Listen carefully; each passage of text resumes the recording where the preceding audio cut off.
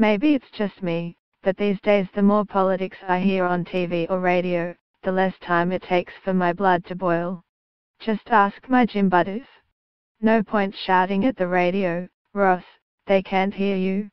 Last week, for instance, I heard the erstwhile Queensland leader of One Nation carrying on about what a big election issue the rising cost of living was. There was the cost of electricity. But he ran out of examples.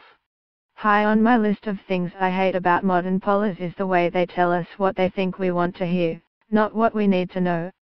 Then they wonder why voters think that they're phoners. As someone WHO spent his career trying to help people understand what's going on in the economy, it's galling to hear politicians reinforcing the public's most uncomprehending perceptions. The crazy thing is the widespread view that our big problem is the rapidly rising cost of living is roughly the opposite of the truth. It's true the price of electricity has been rising rapidly, lately and for many years, for reasons of political failure.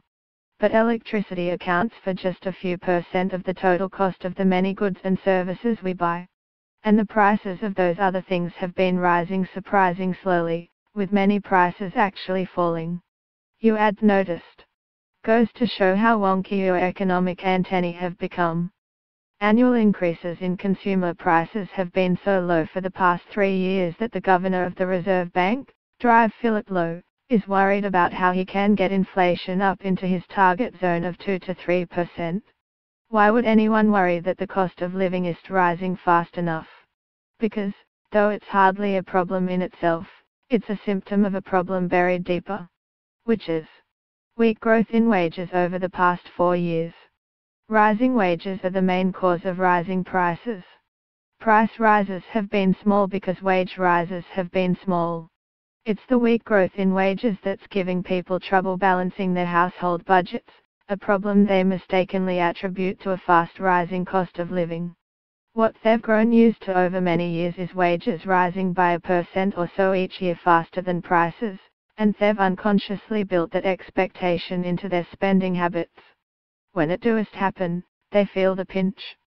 For the past 4 years, wages have barely kept pace with the weak, about 2% a year, rise in consumer prices. This absence of real wage growth is a problem for age pensioners as well as workers because pensions are indexed to average weekly earnings, meaning they too usually rise each year by 1% or so faster than prices. Why would any economist worry that wages weren't growing fast enough?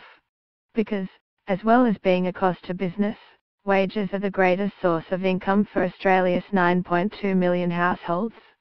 And when the growth in household income is weak, so is the growth in the greatest contributor to the economy's overall growth, consumer spending.